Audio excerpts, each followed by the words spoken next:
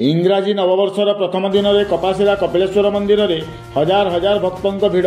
धाड़ी में जाई दर्शन कले श्रद्धालु जाइछि पुराणा वर्ष 2024 एवं शीतुआ सकाल नहीं आसी इंग्राजी नववर्ष 2025 जनसाधारण पुराणा वर्ष को विदाय दे नूतन वर्ष को स्वागत करुवा बेले किए भोजी करी पालन करुछि नूतन वर्ष तो आउ किए मंदिर दर्शन करी पालन करुछि नूतन वर्ष। एही क्रम रे आज सकाळ 7टारू 11टा पर्यंत सुवर्णपुर जिल्लार अनन्य शैवपीठ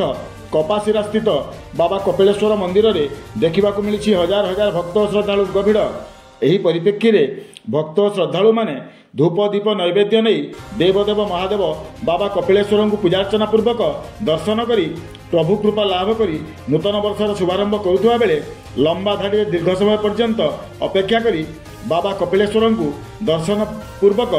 आत्मसंतोष एवं सान्निध्य लाभ करिथिबा देखिबाकू मिलिछि। तेबे एही समय रे मंदिर परिवेश भजन जनान प्रकंपित हेउथुवा बेले अंचल रे एक आध्यात्मिक वातावरण सृष्टि होइछि।